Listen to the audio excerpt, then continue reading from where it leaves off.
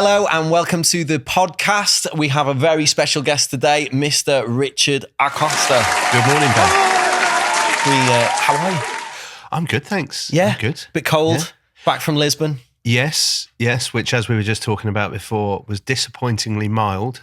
Not much warmer than it is here. You describe yourself as a sort of a serial entrepreneur, and obviously from working together as well.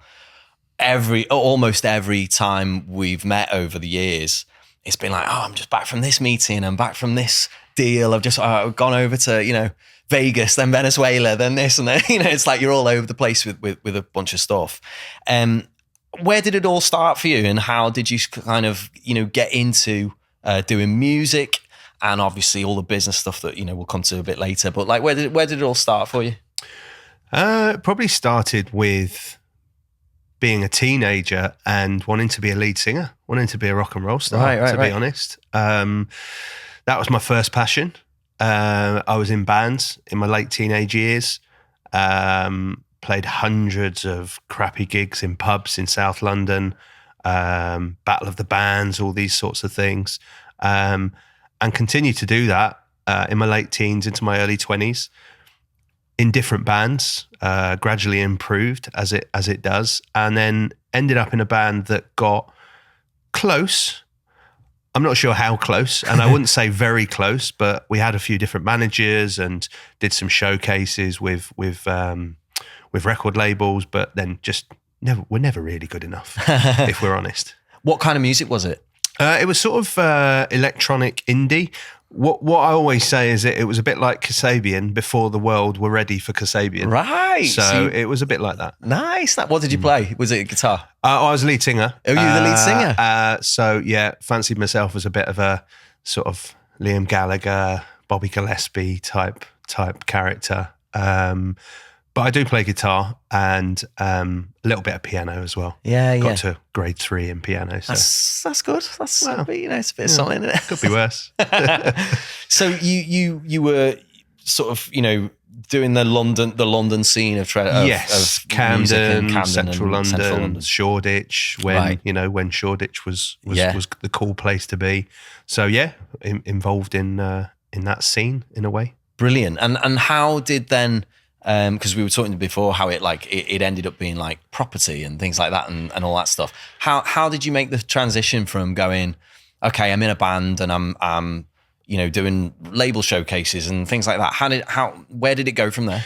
Well, I pushed that as far as I could to a certain extent, and I even started messing around with Pro Tools and Logic and started production producing. And stuff. Started producing myself and having a go at doing some remixes, and what that inevitably leads to is networking, meeting different people, and that was my first sort of experience of, okay, actually everything in this world, particularly in business, is about relationships and about who you know.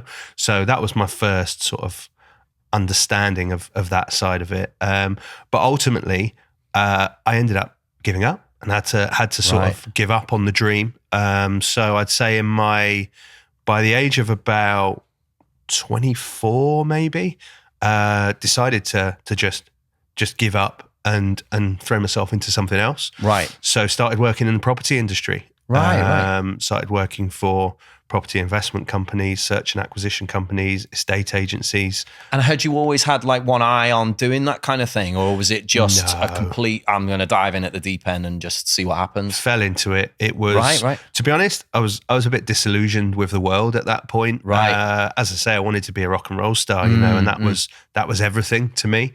And I never really gave much thought to doing anything else. Right. So it was a bit of mid-20s, a bit, shit, the real world is sort of facing me down. I've got to pay the gas bill. Exactly. Yeah. So got to give something else a go. So fell into that and worked in that for a number of years until I sort of landed on working with some sports people. Right, which obviously took me down a certain path, which through property and all that kind of stuff. You met sports people, right? Yeah. So my passion's always been entertainment, whether it be music, sport, TV, film. I just love the entertainment world. Yeah, it's clear because obviously you still today every time that we meet, it's like this artist, this sports guy, this whatever and all this. Yeah, so that seems obvious. What at the point where you started meeting the sports people, obviously you started going a little bit more into that world, then into the sports. Yeah. What would you call it? Was it like sports management or, because we've got to talk about INS at some point. Yeah. As well, so. Yeah, absolutely. When I say about everything being about relationships, I realize that whenever you're an advisor of any kind, it's ultimately trust, good advice, and having good knowledge on the subject matter that you're trying to help the person with. And at that point in time, it was property investment. So yeah. I was introduced to some professional sports people who wanted help with property investment and management. And I started helping them, and it sort of built from there. And then from then, develops into friendships and introductions to other sports people. Yeah. So yeah, that was the start of that. I was going to say that, what you said before, networking and collaborating, it's like that, to me, that is the way the music business works. Yeah. It's completely about, not completely, but a lot of it is to do with who you know and people opening doors for you and to help you get to the next stage. How important, would you say that it is for other artists, for young artists, to get out there and do that kind of same thing, the networking thing? So important. I'd say it's so easy to be stuck in your bedroom creating good material and creating good art. Yeah. But you know yourself. Ultimately, at the end of the day, you need to go out and meet the right people to collaborate with, to work with, and to help open doors for you and to help you develop in your journey. Because I can't stress that enough. The relationship side of who you know and having your little black book of contacts is more important than anything, really. Yeah, and being able to share and collaborate as well. I think it's just a pleasure to do that. It's nice to meet people. I really like that. It is, and it's a bit of a cliche, but people work with people they like. Yeah, ultimately. So again, relationships, everything. I think everyone generally wants to spend time with people they like. So the more relationships you can have, and the more people you can get to know and have trust in relationships with, that's the route to success. Right. Interesting. So, where, from that kind of position of sports, property, investment, all that stuff, where did marketing, obviously marketing is a very natural consequence of management thing. So where did it go to that for you? I think marketing encompasses everything, doesn't it? Yeah. No matter what industry you're in, no matter what you work in, sales and marketing ultimately are vital to everything. So, I ended up founding a digital marketing agency with my cousin, actually, who's still a business partner of mine in a number of things. A good few years ago now. And it actually happened at the same time as I was working in property. Right. Whilst working in property, I knew it wasn't something that I was passionate about. Yeah. It's pretty boring, really, bricks and mortar. And as I said, my passion's really about the arts and about entertainment. So at the time, we founded a digital marketing agency together. Grew slowly. We were pretty wet behind the ears, and didn't really know what we were doing too much at that point. But you learn, and I think when you're an entrepreneur, you're quite happy to just sort of jump into situations that you're not 100% comfortable with, and it's it's being comfortable with being uncomfortable that allows you to learn, and you don't say no to things. So he contacted me one day, and he's actually a web and software developer by trade, and sort of said, look, I want to open a digital development marketing agency. Do you want to sort of come along for the ride and get involved? Right. And I did, and then we grew that over a number of years. Worked with various clients around the country and some in other countries as well.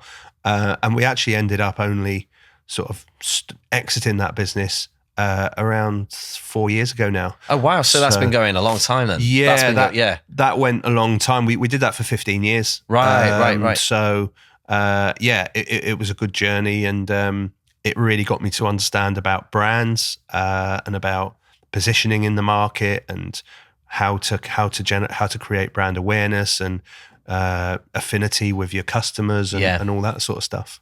And so that must filter quite prominently into the sporting world and the music world. Absolutely. It really does. As I say, I mean, I think whatever you're doing in the entertainment space, you need to be able to create a platform and to generate awareness and affinity with your target market, no matter what you're doing. You know, whether you're creating music or if you've written an idea for a TV show, or if you're looking after an athlete. You know, ultimately there's positioning with all of those things and position in the market, and you know which brands will potentially have attachment to those artists or sports people. Right. So as I say, I think sales and marketing is a pretty broad area that applies to all of these things. There's a friend of mine who he's a musician, and he I mean, I've got a lot of friends who are musicians, but one in particular, he always says, I fucking hate the word brand for when he's talking about bands. You know what I mean? Like because you know, he sees it as sort of musicians and artists are artists. They're not brands. They're not kind of, you know, I don't know, corporate packages, if you like. But I've always sort of had that discussion with him to say, yeah, but the artist always has, you know, a core message, or they always have a core, even just a color scheme, or the way they look, or the way they dress, or what they're saying in the message is so intrinsic to their brand that it's hard not to call them a brand. They are, you know, whichever way you slice it. I suppose the problem is the music industry, particular parts, obviously other than pop, but you know, it's always had an underlying current of like counterculture about it, hasn't it? And you think about, you know, punk and, you know, even rock and roll as well, being attached to brands. It's not very cool, is it? It's not very cool. No. So the natural impulse is to rebel against that word and just that's for like the shirts and the old people. Exactly, But I think, you know, as you just touched on there, the reality is, and the world we live in now, and you know, social media and AI building, exactly.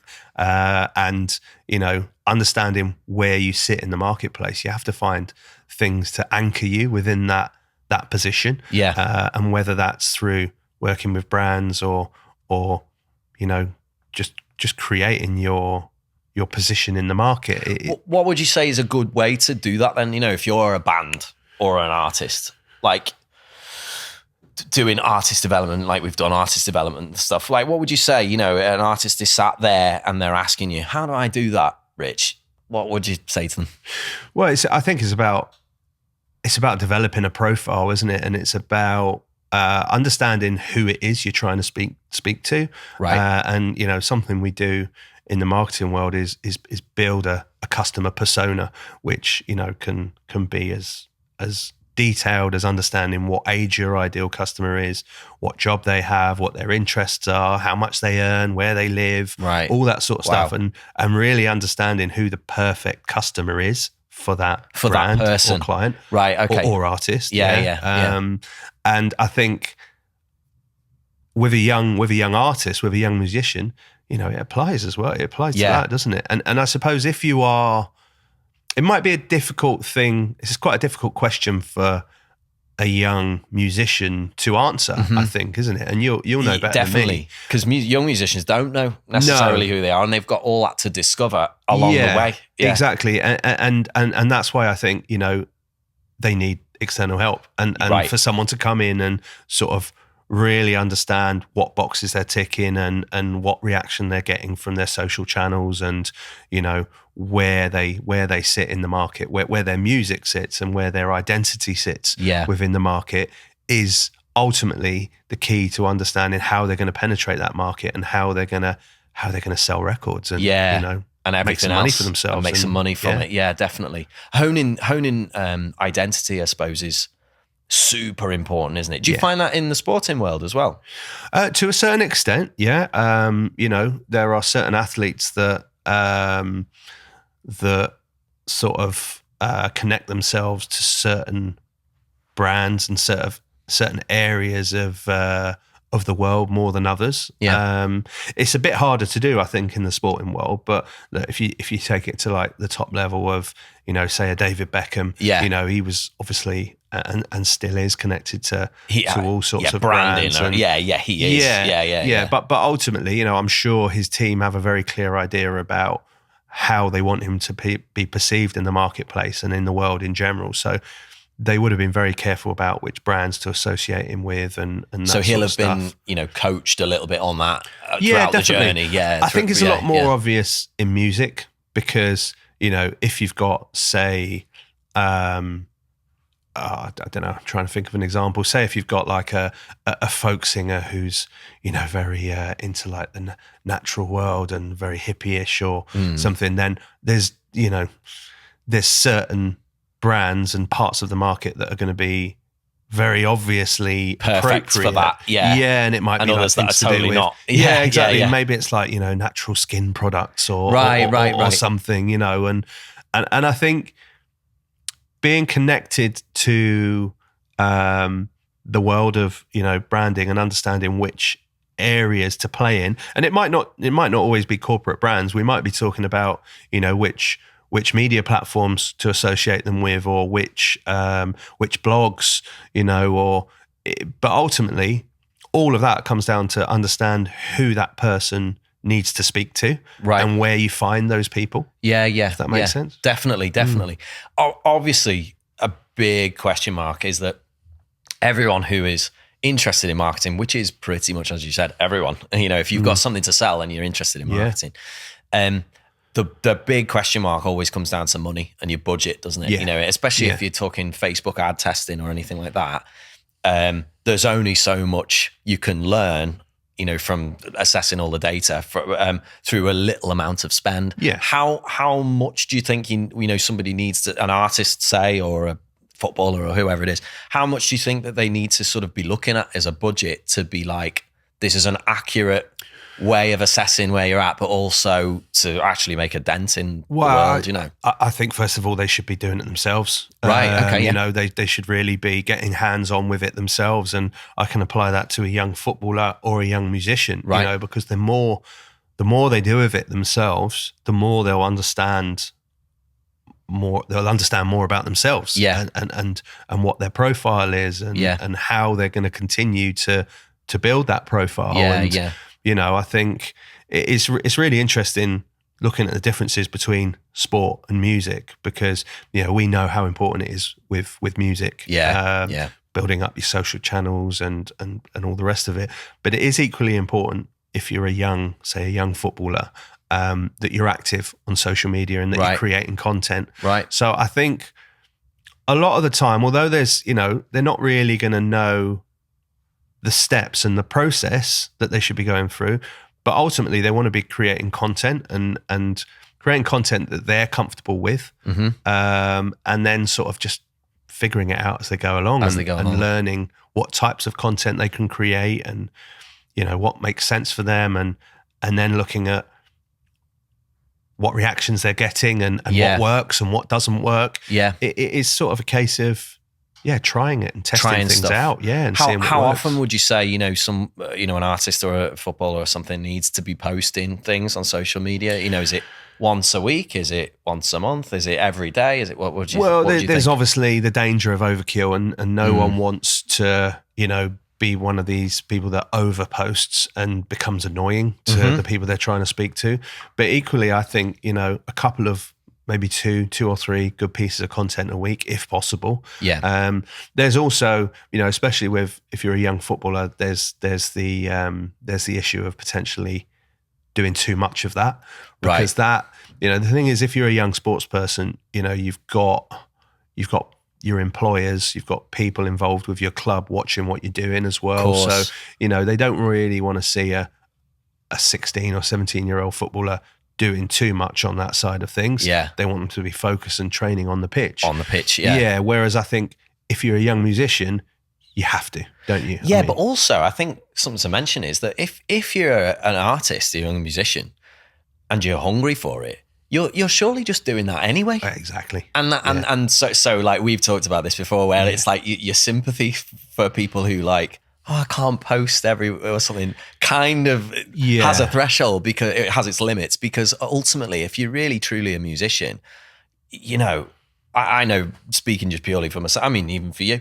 there isn't a day goes by where I don't pick up the guitar, the piano, sing a song. There isn't a single day where I can think I don't do some music of some description. Yeah. So ultimately, it's a case of just, throw up a camera while you're doing it, and that's your content. If you want it enough, if you want it enough, then you, like you say, you're going to be living and breathing it, aren't you? And that goes the same with whether you're a musician, whether you're a young athlete. You know, you live and breathe it. It's there. It's almost an obsession, isn't it? Yeah. And I think it kind of has to be, because it's so competitive out there. In the spaces we're talking about. You know, we're talking about some of the most competitive spaces in the world, because everyone wants to be definitely a famous music star or a famous footballer, don't they? So, you know, it literally is fine margins and showing how much you want it. Yeah, definitely. How good does a person have to make themselves, do you think? And this is a question just kind of purely about honing your craft,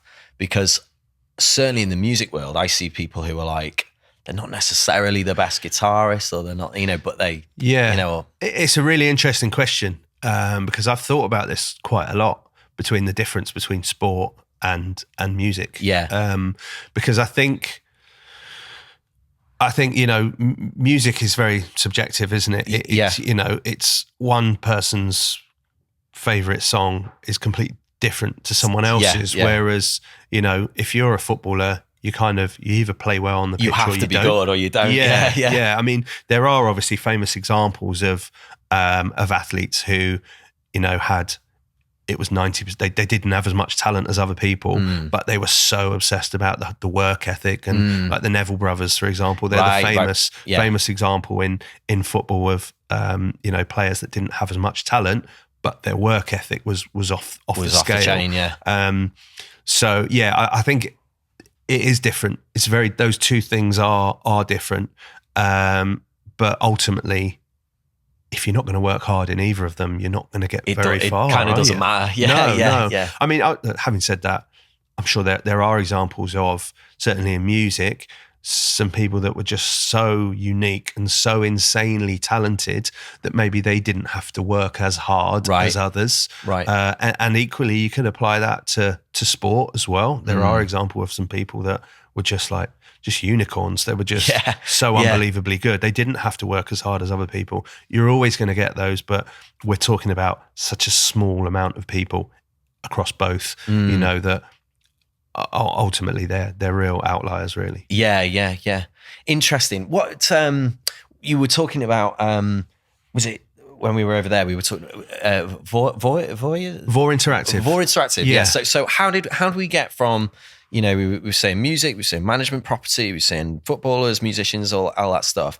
You am I right in saying that you became the director of Ubiquity? Is that all right? Or a partner or something like that? So that's the marketing. That's a marketing agency. Yeah. And then INS Management as well. I founded INS Management 7 years ago. Right. As a startup sports agency. Wow. So we now have over 100 athletes on our books. Wow. Some of the best young footballers and rugby players in the world. That's amazing. So that was with some other shareholders. That was that's been an interesting journey, because it's an incredibly ruthless world. And the marketing stuff has sort of always been there. And when I exited the digital marketing agency with my cousin, I then joined the board of the Ubiquity Group. Right. And I've been on that for the last 4 years. Right. But you mentioned Vor Interactive, so that's a really interesting one, because it's a combination of all the things I'm involved in. Okay. So it's a sports data business ultimately. Right. So that creates marketing tools. So, you know, we're talking about something that is marketing, it's sport. And it's data. So it's a business that we have launched about a year ago now. Myself and some business partners, and it's really exciting. It's basically creates AI marketing solutions for the sport and data industry. Wow, that's amazing. And so I guess the AI does the stuff that we've just talked about, doesn't it? It kind of analyzes. I mean, I'm a layman in this, but I'm assuming it's something that takes the the identity of the sports person, sums up what they're doing, what the parameters are for where they're going, and then kind of creates all the right, they need to do this spend or this. Is that kind of loosely what? No, not really. What it analyzes data. It takes data and crunches data, creating predictions of what the future is going to look like. Interesting. And obviously from that, you can think about you can sort of program your marketing. Right. You can understand what the future looks like. Interesting. So that, in a very basic way, that's what it Do you reckon does. that would be possible for the music world as well? I suppose it would be, wouldn't it? Yeah, I suppose it would be. I'd be surprised if there wasn't already some stuff out there. At least 20% on the next. Yeah, that'd be interesting. Predict the future for musicians. Yeah, that'd be incredible. Absolutely. Yeah. Well, I suppose you could take, all sorts of data about the market and about everything else and analyze what's happened in the past to have a good picture of what's going to happen in the future. Yeah, definitely. Although,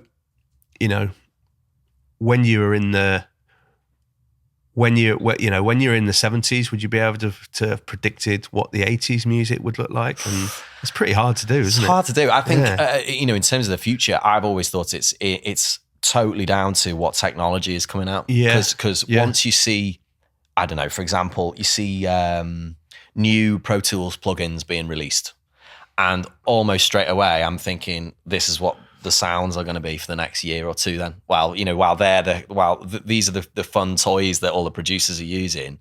That's really interesting, and really, you can really hear it in the charts. Like you can hear certain sounds that are like, I use that sound in Logic or in Pro Tools. Or, the people that are creating those sounds to go in the latest plugin of Pro Tools, who's doing that? Who's choosing those sounds? I don't know. I think it's how just, are they? I think it's just people who are they're technology fans, and they're essentially just saying, I love this idea. What would happen if this? So it's personal taste. I think it's just a personal taste, and obviously the technical know-how to be able to create the stuff. But isn't that really interesting that there are people in the engine rooms, as it were, that are actually dictating shaping the music industry. They're shaping what sounds are going to come in the next. Absolutely. That's fascinating. Well, there's a clip of when their Moog first brought out their first, I don't know if it was the first, but their flagship synthesizer, and I think it was I'm getting my dates, but let's say it's the 80s. I think it's the 80s. And this thing was like as big as that wall. It was just this huge, and it had all these noises and whatever. But of course, once that had happened, all the other synthesizers stuff started jumping on, and that you had the Mellotron, and you had all kinds of amazing noises. But of course, not long after all that, you get Pink Floyd, Fleetwood Mac, you get, and all that kind of immersive soundscape starts coming out alongside the technology. So it's always been the case that the scientists have sort of shaped what the future music's going to sound like. Completely. Until you go back far enough where, like before, because even guitar pedals and stuff like that, they're shaping the sound of people that made those pedals. I mean, guitar sounds is a really interesting one because, of course, the way to, distort a sound on an amplifier, when you're distorting something, you're effectively interfering with the signal. Yeah. So, I think I'm right in saying that Jimi Hendrix was one of the first pioneers of that because he just said, no, I like the sound of this. When the guitar isn't clean, that's the sound I really want, actually. And then, off the back, not necessarily just him, but, off the back of artists and the likes of him, you had all this kind of sound of the 60s, 70s, sort of, lots of rock bands and lots of, none of that had been in existence prior to the invention of the amplifier. Fascinating, isn't it? Which is amazing. So it's the technology that shapes the direction we go in, even when it comes to music. Absolutely. I had a theory with, there's a friend of mine, and he was saying that now we're in an age where AI is creating music now. You can actually give AI parameters and say, create a song that does this and it's 3 minutes long, and it'll do it for you. I've used those tools, and I don't think they're not at the level, I don't think, where I could say, that sounds like a Dua Lipa song now, But I don't think we're far off. I think, within another 5 years or something, I don't think it's out the question to say, I'll talk to an AI bot and it will create something that sounds every bit as good as Disclosure or something. Which is scary. I think that's unbelievable. Yeah. So I guess, to formulate a question out of that, what impact, therefore, does the live scene have in the age of technology? And, the live scene obviously being music live scene and football live scene. Yeah. What do you think? Yeah, I think I personally think there's always going to be, like, people are always going to want to watch other humans do something amazing, right? Yeah. So that's why we go to gigs, isn't it? That's why football fans go to football matches. You want to see another human do something that is special, that is pretty unbelievable. So, if we're talking about AI creating some sort of song or doing whatever it is they're doing, imagine if you got a machine on stage and are people going to want to go and watch that? I can't see that. I don't think so. I can't see that. Because that can happen. I'm sure that you've got like Eric Prydz and you've got other kind of pioneers of the particularly the dance world who are creating these really immersive concert experiences through light shows and 3D mapping and all that stuff. And all of that's extraordinary. Yeah. But I still agree with you. There's something to be said for just watching a human being doing something incredible. And do you think there's a sense of, it's slightly deeper than, I guess, sound or football or whatever, but do you think it's more to do with just the human experience of togetherness? Definitely. Absolutely. I think that's what it is. I think it's a number of people watching someone do something amazing. It's the same as if you're like, going to see an illusionist or whatever it is you're going to see someone do. If you're with a group of people and you're all looking at something going, wow. I mean, that's the experience, isn't it? Yeah. And you all, obviously you leave a gig, you leave a footy match or something and you go, do you see that? And that was great. And you're having your pint and you're talking about, do you remember and you're that creating bit? memories, aren't you, as well? Yeah, that's it. Yeah, that's it. It's the experience, absolutely. Yeah. And obviously, particularly now, generations now are investing, apparently so, you may know a bit more about it than I do, but they're investing in experiences over things, apparently so. Apparently that, people are not investing in, for example, pensions or ISAs or whatever. What they're doing is they're immediately going on holidays and meals out and experiences and things, because I think the general zeitgeist of today is saying, well, you only get one go at this. Yeah. And, it's really interesting. I watched a little bit of content just last night, actually, and it was on one of the social media platforms, and it was just a video of this woman basically saying, like, in 100 years from now, no one's really going to remember what you did. No one's really going to have any memories of you.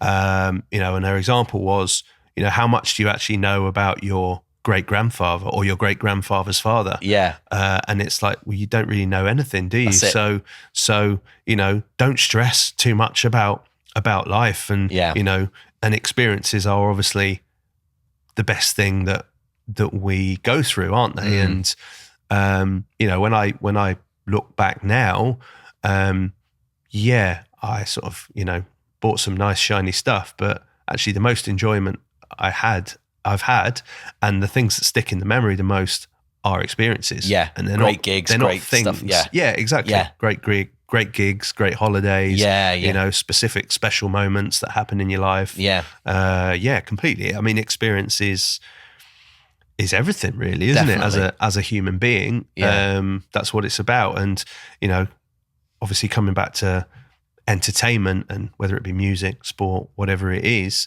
I think that's the reason why these things are so powerful in our lives, is because of the experience you you get from them. Definitely. Would just flipping that back on, back to like a new artist or something. Would you say then that the goal of a new artist, a new entrepreneur, a new sports person is to create an experience for their fans? Definitely. Yeah, I think whatever it is you're doing, you're trying to create an experience. You're trying to do something or create something that people are interested in, and people want to, people want to see. And it's most obvious to translate that to music or to TV or film. But equally in sport, people really enjoy looking at sports people do something special, like, score an amazing goal or, do an amazing tackle, whatever it might be. Yeah. Just kind of going a little bit somewhere else. Obviously, you're a lot like myself in as much as involved in a lot of things, doing lots of stuff, juggling lots of balls. So, how do you split your time? How do you look after yourself? How do you keep everything above? Good question. Very good question. So there's a few things in there. Go on. If I sort of unpack what you've said definitely. there, how you look after yourself is an interesting one, because I think that it's easy to have a routine that's like all over the place. So, if I think about 2023, I was all over the place in terms of being involved in different projects, being involved in different businesses, which pulled me sort of left, right, and centre. So, and also having 2 young children at home as well. That, as that has its own stresses and strains as well. So, finding that sort of relaxing time is quite difficult. But I would say the things that allow me to sort of relax now are things like going on a bike ride with my son, for example. It's something, he's of an age now where, he can ride pretty far on his bike. So, on a week, we went on one yesterday. So at the weekend, it's things like that. And, he's now also of an age where we can have a little pit stop at the pub and I'll have a pint and he has a fruit shoot, So things like that are constant. And I think creating those constants, things that allow you to be able to relax and sort of find a bit of a zone where you can re-energize and everything else is really important. Exercise, obviously, good diet, that sort of stuff. But in terms of from a day-to-day working perspective, it can be hard. It can be hard to keep focus and, make sure you're not sort of forgetting about things, because you're not always in the same headspace. No, of course not. No. And especially if you're straddling different worlds as well. It's not all in the sport world. It's not all in the music world. You're, certainly for yourself, you're across a bunch of industries, But there is a big positive to that. And that is that all the things I'm involved in generally do interconnect and do sort of overlap in areas. And, I'll usually spot an opportunity in something that doesn't apply to that specific project, but it applies to one of the other things I'm involved in. So, and also I think that it's interesting to other people as well when you're involved in lots of different things. So, there's been a few occasions in my life so far where I think I've found other people that are also doing lots of other things and are also involved in different things. And, it's been like yourself, Ben. And it's easier for me and that person to understand each other and to sort of sit there and say, right, this is brilliant. Let's figure out where we can join the dots and, we're going to do something together. It might not be immediately obvious what it is with some people.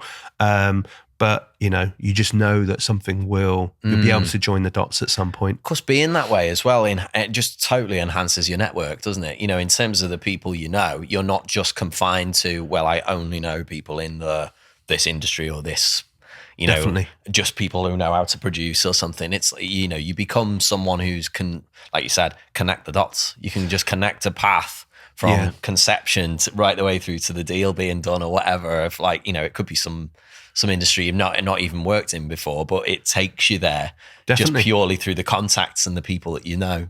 Absolutely. And I know that there will be other things that I don't know about yet that I will get involved in, and things I'm doing now will lead me to that opportunity. Yeah. And I'll be able to trace it back, like you say, and find ways to join the dots. So, for example, I've never been involved in any sort of TV or film project yet, right. but I would absolutely love to. Yeah. I watch so much film and good quality TV series. I'm an absolute sucker for a good like Netflix show. What's the latest you've been watching?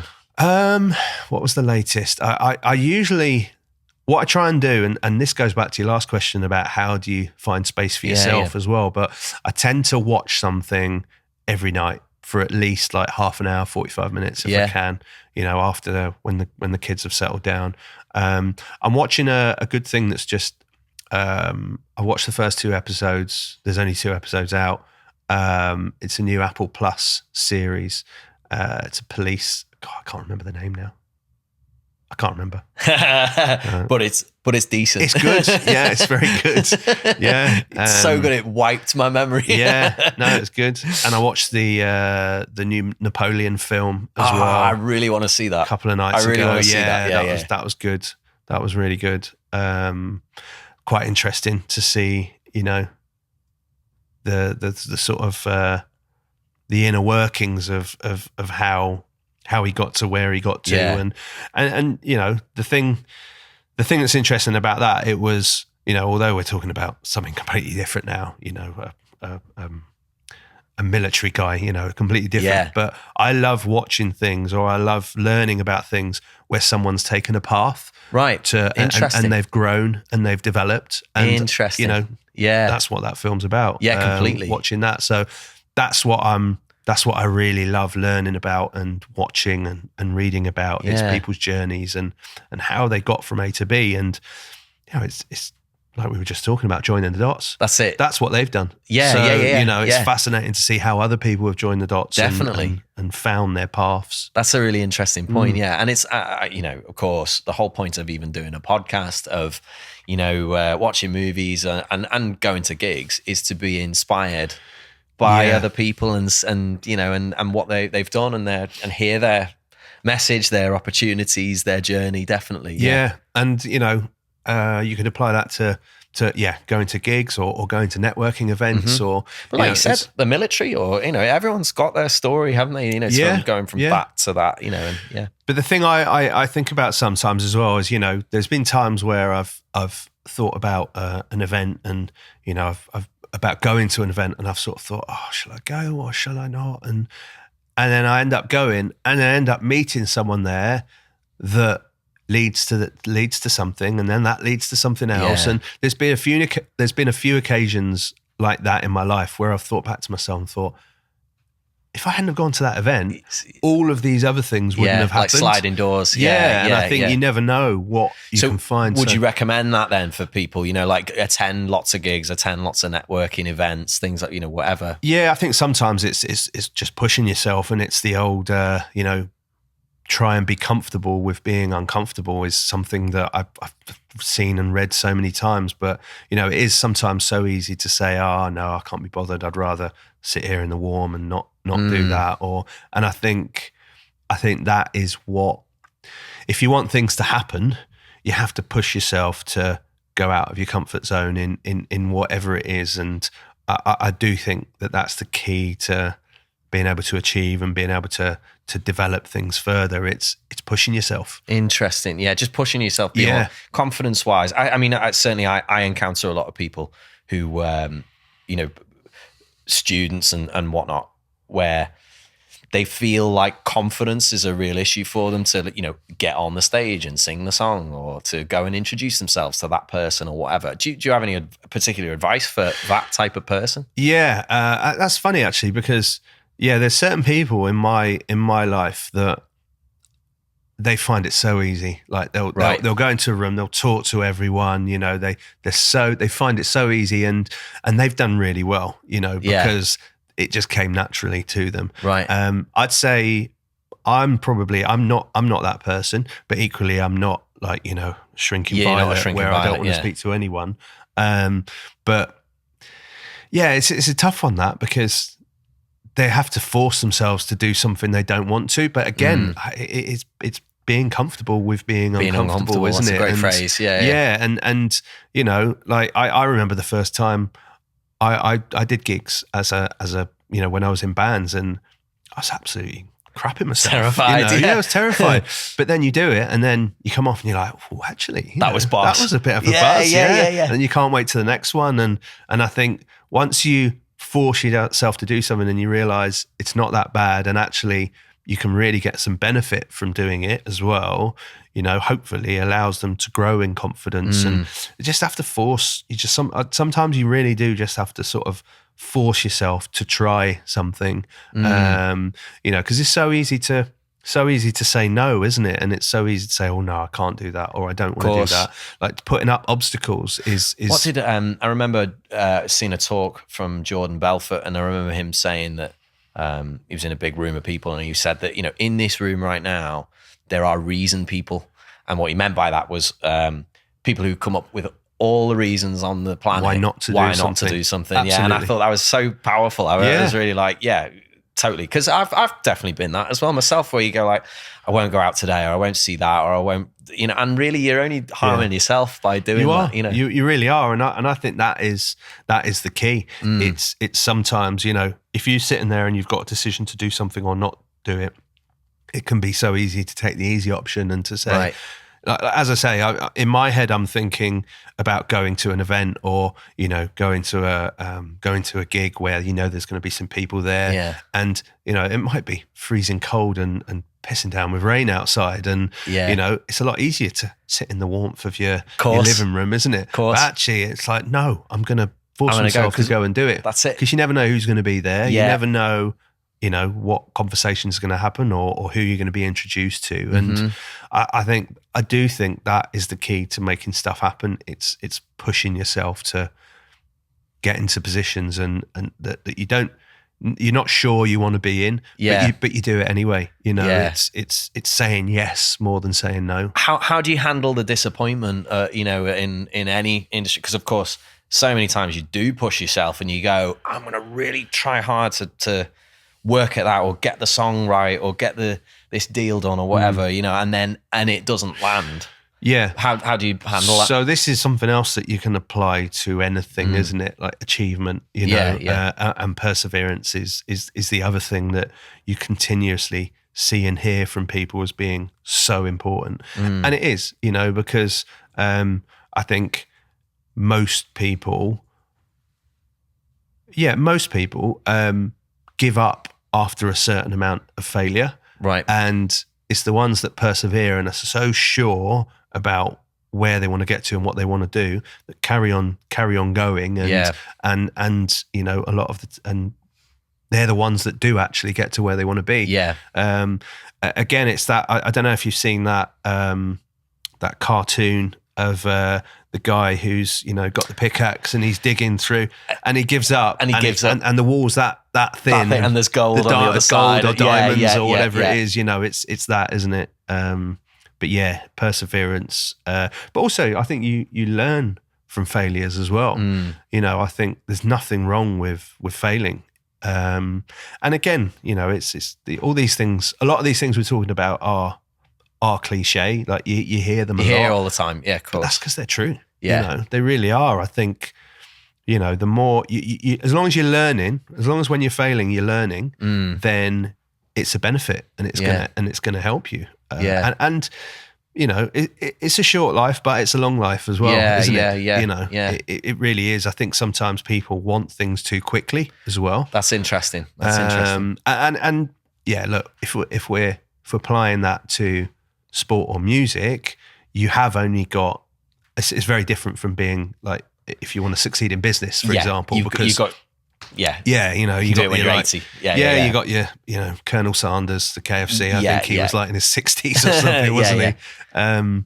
But ultimately, you've got longer than you think. Yeah, I totally agree with that. I think there's loads of examples of musicians where you could say, in the twilight days of their career, where you think, nah, that's never going to go anywhere, or that's. and just, like you never know where you see things that are new signings, or they're something that is, a real, totally left field artist, something that is really obscure, and it gets signed and it gets picked up, or it goes viral on TikTok, or something really mad and random. But it does happen. I think the age limit thing, particularly for musicians, has started to expand from what it was, in the, I don't know, 80s, 90s, early 2000s. It was very much like you've got to be, you can only make it happen if you're 16 to 25 maximum. Whereas I think now it's well more broad, and, pretty much anyone. Yeah. I think within reason. I know, it's like, I've not seen anyone who's like 60, Colonel Sanders doing it, but you never know. Well, in fact, is that wrong? I don't know how old Susan Boyle is, but I mean, she's an example, an older person who's really smashing it. And, there's a ton of examples, I think, where that would apply, as you say. Just to kind of, mindful of the time, what, to kind of sum us all up, and, if for a new artist, a new footballer, or even just, we've been talking about a lot of different industries here, someone who wants to become the next Richard Acosta, someone who wants to, like, I want to become a manager, I want to get into marketing, I want to get, do you have any sort of overall tips, tricks, advice, anything to say to a person that would want to do that and get going in their careers? Yeah, be honest and be true to yourself, and try and always stick by your principles. Do as much as you can, go to as many things as you can, like we've just been talking about. Say yes more than you say no. There is a limit to that, of course, but I think certainly in your earlier days, when you're starting off, do as much as you can. Say yes to everything within limits if you've got time and space to do it, and just always be open to new experiences, and build your black book of contacts, because I think that's the thing that can be so valuable moving forward. To have a very strong network of contacts is one of the most valuable things. Of course, you're always going to need knowledge and skills and expertise, but relationships and contacts are just so important, because you never know, when that might come in useful. Yeah. Interesting. Rich, thank you so much for being here, and thank you very much for joining us on the show. Thanks for having me. Yeah, of course, mate. What's the next holiday? What's the next holiday? I'm not going away until May, other than the week in London. I'm not going away until May now, which my wife's quite pleased about. I was away a lot last year, so hoping to spend less time on airplanes and more time with my family this year. Nice. All right, Rich. Thank you again. Really appreciate it. Thanks, Ben. Appreciate it.